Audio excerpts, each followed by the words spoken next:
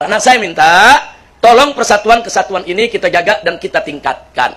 Saya ingat, lebih dari 10 tahun yang lalu ya kawan, saya dengan Kiai Haji Ahmad Sobri Lubis diundang oleh seorang mantan kepala BIN kita, pimpinan BIN. Dulu namanya Bakin.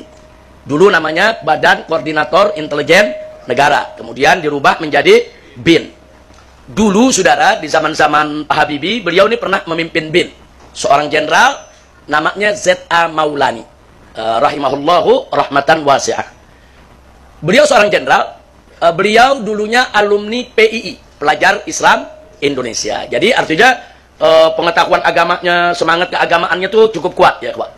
Nah 10 tahun yang lalu lebih, sebelum beliau meninggal dunia, saya lupa tahunnya ya kawan, beliau mengundang saya, Kiai Haji Ahmad Sobri Lubis, dan beberapa tokoh ke rumahnya, kita ngobrol. Beliau menyampaikan suatu amanat penting, bahkan kadang-kadang beliau sampaikan secara perorangan, kadang-kadang beliau sampaikan di forum-forum terbatas. Di mana yang beliau sampaikan, karena beliau mantan pimpinan Badan Intelijen Indonesia, saudara, beliau jadi tahu politik global. Di antara yang beliau sampaikan kepada kami, para habaib, para kiai, tolong waspada, kata beliau ini, bahwa kami menemukan dokumen, ada bocoran dokumen intelijen internasional yang valid dan bisa dipertanggungjawabkan, bahwa Indonesia ini di kemudian hari akan dipecah menjadi beberapa negara. Bisa menjadi 5 negara, bisa menjadi 7 negara, bisa menjadi 9 negara. Jadi bisa nanti ada negara Aceh, negara Sumatera, negara Jawa, negara Pasundan, saudara, negara Borneo, Kalimantan, negara Maluku, saudara, negara Irian, dan lain sebagainya.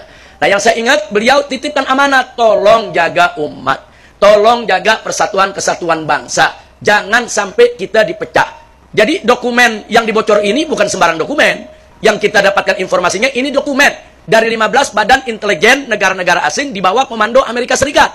Pentagon ya kawan. Nah ini yang mesti kita waspadai. Nah kenapa beliau menyampaikan untuk agar kita waspada? Jangankan Indonesia. Dulu Uni Soviet itu negara besar. Negara kuat, saudara. Bahkan bala tentaranya, personilnya jutaan. Punya nuklir, punya senjata super canggih.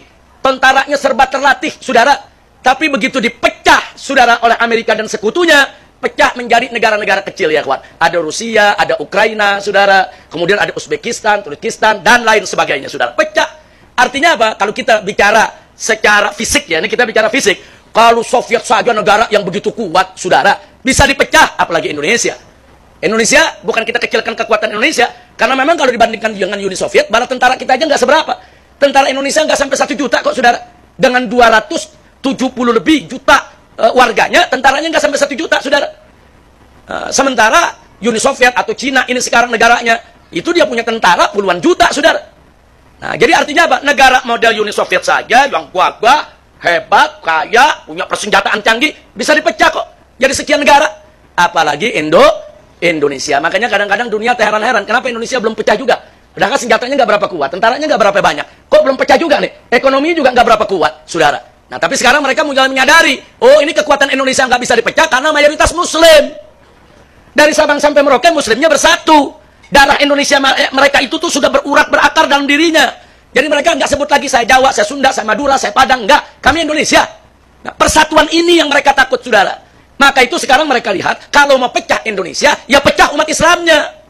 Selama umat Islam bersatu, Indonesia nggak bakal pecah ya, kawan. Makanya sekarang ke Indonesia dimasukin macam-macam aliran. Aliran-aliran yang bikin umat Islam pecah, saudara. Satu sama lainnya saling mengkafirkan, satu sama lainnya saling menyesatkan. Diadu kita satu sama lainnya, saudara. Karena mereka tahu kekuatan bangsa Indonesia ada pada umat Islam. Nah, maka itu saya minta tolong jaga persatuan kesatuan kita. Dan saya yakin selama Ahlus Sunnah wal Jamaah menjadi mayoritas di Republik Indonesia, insya Allah musuh sebesar apapun, sekuat apapun, nggak bakal bisa untuk pecah belah kita, saudara. Jaga aswaja kita nih, jaga, saudara. Jangan sampai anak-anak kita jadi liberal, saudara. Jadi ikut pemikiran-pemikiran di luar Ahlus Sunnah, saudara. Yang seenaknya mengkafir kanan, mengkafirkan kiri, saudara. Jangan. Jaga akidah Ahlus Sunnah wal Jamaah. Jaga akhlak yang diajarkan oleh guru-guru kita di Ahlus Sunnah wal Jamaah. Insya Allah Indonesia nggak bakal pecah ya, kawan.